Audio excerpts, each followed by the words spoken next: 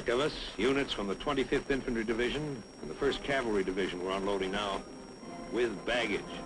All of it first class, urgent. The tanks were light jobs. They sped north where they were most needed. Smaller than the Russian monsters, but still a wonderful sight. Nothing was too good for a tank in this territory.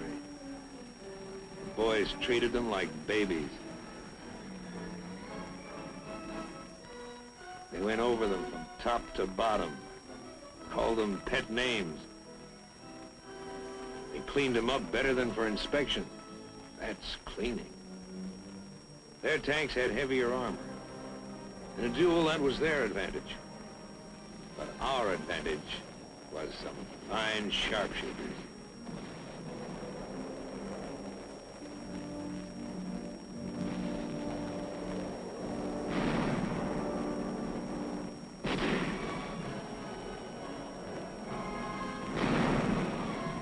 They had giants. We had giant killers.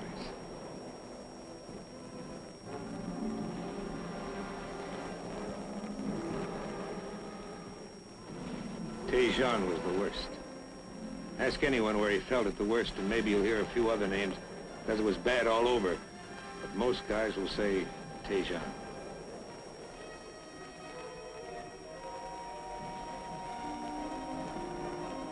Some places we were just outnumbered.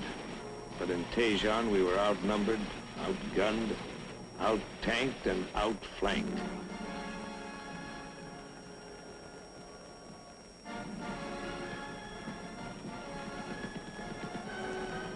We pushed out, trying to poke a hole in their lines. No go. We tried another direction.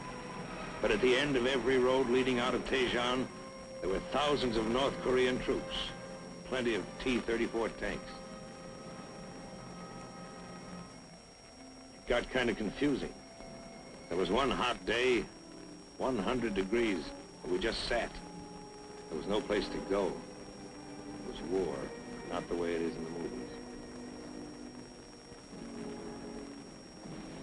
We were all tired, including General Dean. Flank attacks had cut every escape route. We gassed up, ready for a move. We were supposed to hold this hot town for 2 days. We held it for 3. It was get out or be trapped in Tejon. We got out. We fought our way out. General Dean stayed behind. He may still be there.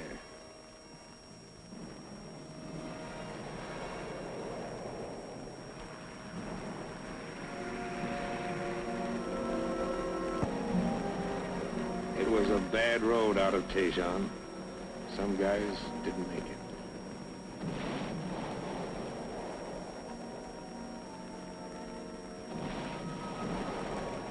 Tejon was burning. Dead town.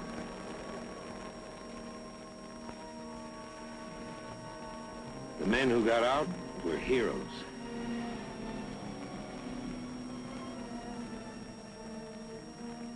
The men who didn't get out they were heroes. There's no better word.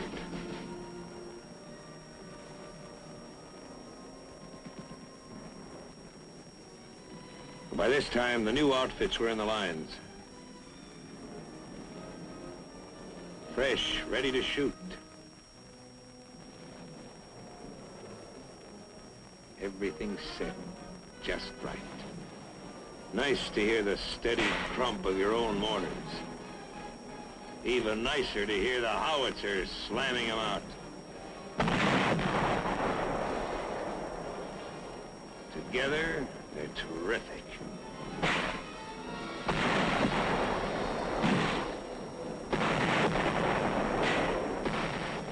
Our morale went up 5,000%. We had some pressure now. We turned it on and forced a victory. At a time like this, frontline chow tasted better than pheasant under glass.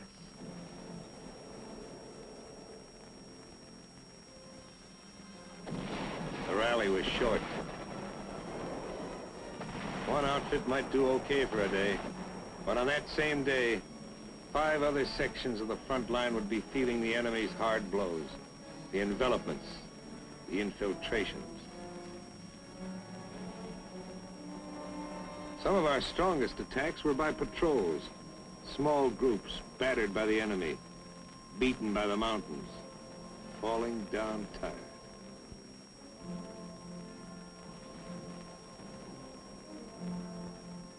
After climbing over half a dozen mountains, it made you more tired just to look at them. Felt like the bear who went over the mountain and saw another mountain. Getting anywhere in Korea was back-breaking work. You did it the Korean way, slowly. You were the bulldozer.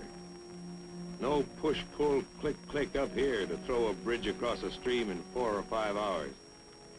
Every rock added up. Even the little ones.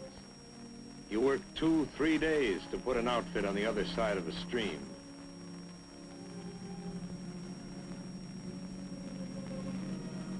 The rainy season and the Korean super highways didn't help us get around. Wherever we went, we built our way.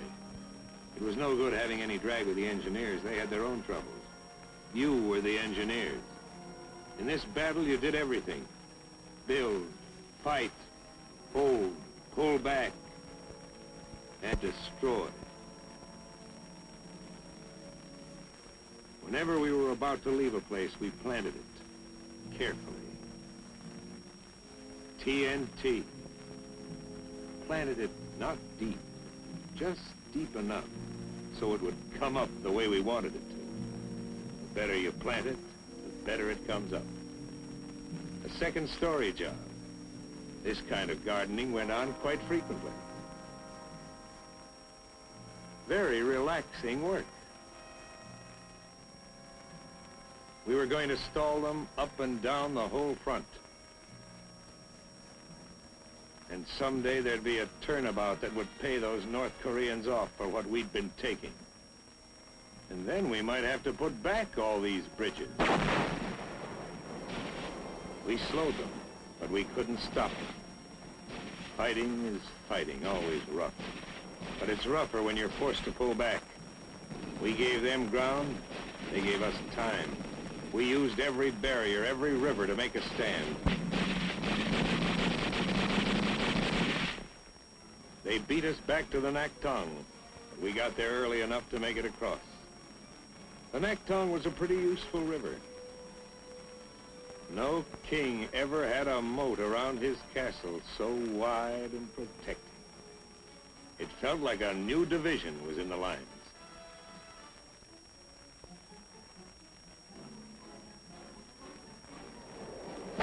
Plenty of outgoing mail went across the Naktong.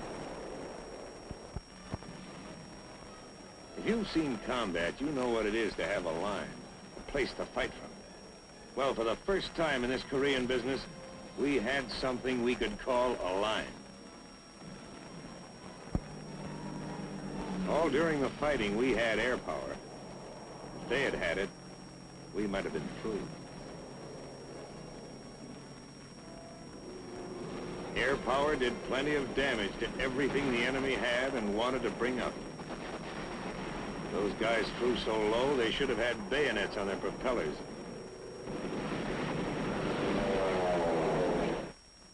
In a corner of Korea, a little bigger than a beachhead, we dug in, built a village of foxholes. Only here you couldn't dig too deep on account of the rocks. On this beachhead, a lot of the boys who flew in at the beginning were still around, still smiling. There's waiting in every war. Time to find out where you were, how you were doing. We faced the enemy. We faced ourselves.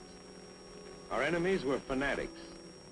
We were believers in one faith, that men can live together peacefully, thinking, feeling, worshiping, each in his own way.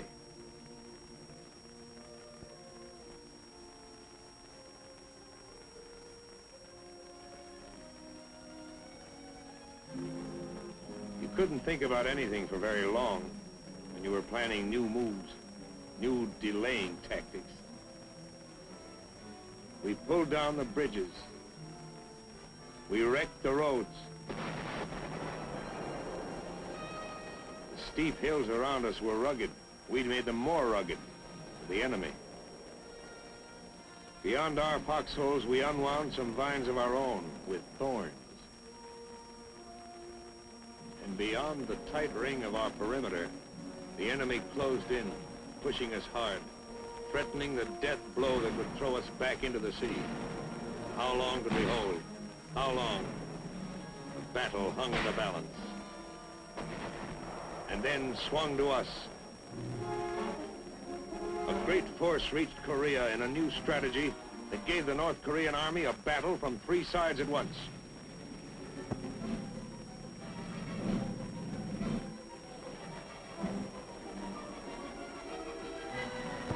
Replacements, new units, lively, ready for business. They stole along the hills, slipped up the ridges, looking for a soft spot in the enemy's hard shell.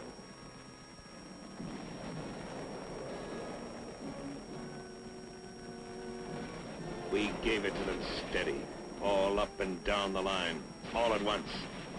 The air dusty, smoky. This was what we used to get when we first hit Korea. Victory never comes easily. You have to be in a fight to see how tough it is. See how in an attack, guys stumble back, needing others to look after them. Always plenty of trouble. It takes men and machines to knock out a strong enemy. And as you go forward, you can expect to lose some of those who start out with you. Yes, some went back, their feet heavy, their steps slow. Kids who became men. Men whose hollow-faced look showed that they'd been in the lines too long.